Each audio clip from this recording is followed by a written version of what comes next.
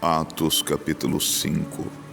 Mas um certo varão chamado Ananias, com Safira sua mulher, vendeu uma propriedade e reteve parte do preço, sabendo-o também sua mulher, e levando uma parte a depositou aos pés dos apóstolos. Disse então Pedro a Ananias: por que encheu Satanás o teu coração, para que mentisses ao Espírito Santo e retivesses parte do preço da herdade? Guardando-a não ficava para ti, e vendida não estava em teu poder, porque formaste este desígnio em teu coração. Não mentiste aos homens, mas a Deus. E Ananias, ouvindo estas palavras, caiu e expirou. E um grande temor veio sobre todos os que isto ouviram. E levantando-se os jovens, cobriram o morto, e transportando-o para fora o sepultaram. E passando um espaço quase de 3 horas, entrou também sua mulher, não sabendo o que havia acontecido. E disse-lhe Pedro: dize-me, vendestes portanto aquela herdade? E ela disse: sim, portanto. Então Pedro lhe disse: por que é que entre vós vos concertaste para tentar o Espírito do Senhor? Eis aí à porta os pés dos que sepultaram teu marido, e também te levarão a ti. E logo caiu a seus pés e expirou.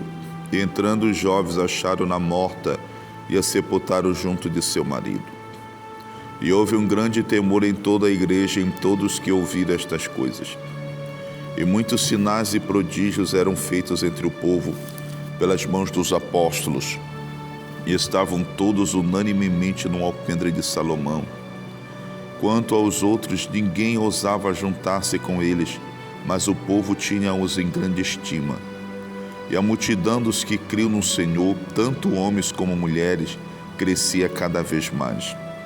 De sorte que transportava os enfermos para as ruas e os punham em leitos em camilhas, para que ao menos a sombra de Pedro, quando este passasse, cobrisse alguns deles. E até das cidades circunvizinhas concorria muita gente a Jerusalém, conduzindo enfermos e atormentados de espíritos imundos, os quais todos eram curados. E levantando-se o sumo sacerdote e todos que estavam com ele, e eram eles da seita dos saduceus, encheram-se de inveja. E lançaram mão dos apóstolos e os puseram na prisão pública. Mas de noite um anjo do Senhor abriu as portas da prisão, e tirando-os para fora disse: ide, apresentai-vos no templo, e dizei ao povo todas as palavras desta vida. E ouvindo eles isto, entraram de manhã cedo no templo e ensinavam. Chegando, porém, o sumo sacerdote e os que estavam com ele, convocaram o conselho a todos os anciões dos filhos de Israel, e enviaram servidores ao cárcere para que de lá os trouxessem. Mas tendo lá ido os servidores, não os acharam na prisão, e voltando-lhe anunciaram, dizendo: achamos realmente o cárcere fechado com toda a segurança, e os guardas que estavam fora diante das portas, mas quando abrimos ninguém achamos dentro. Então o capitão do templo e os principais do sacerdote, ouvindo estas palavras, estavam perplexos acerca deles e do que viria a ser aquilo. E chegando um, anunciou-lhes, dizendo: eis que os homens que encerrastes na prisão estão no templo e ensinam ao povo. Então foi o capitão com os servidores e os trouxe, não com violência, porque temiam ser apedrejados pelo povo. E trazendo-os, o apresentaram ao conselho, e o sumo sacerdote os interrogou, dizendo: não vos admoestamos nós expressamente que não ensinastes nesse nome? Eis que encheste Jerusalém dessa nova doutrina, e quereis lançar sobre nós o sangue desse homem. Porém, respondendo Pedro e os apóstolos, disseram: mais importa obedecer a Deus do que aos homens. O Deus de nossos pais ressuscitou a Jesus, ao qual vós matastes, suspendendo-o no madeiro. Deus, com a sua destra, o elevou a príncipe e salvador, para dar a Israel o arrependimento e remissão dos pecados. E nós somos testemunhas acerca destas palavras, nós e também o Espírito Santo que Deus deu àqueles que lhe obedecem.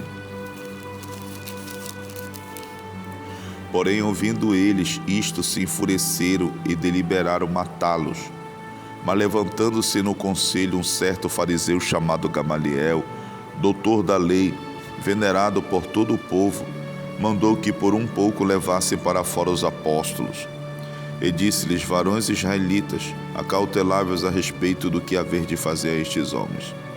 Porque antes destes dias levantou-se Teudas, dizendo ser alguém, a este se ajuntou o número de uns 400 homens, o qual foi morto, e todos os que lhe deram ouvidos foram dispersos e reduzidos a nada.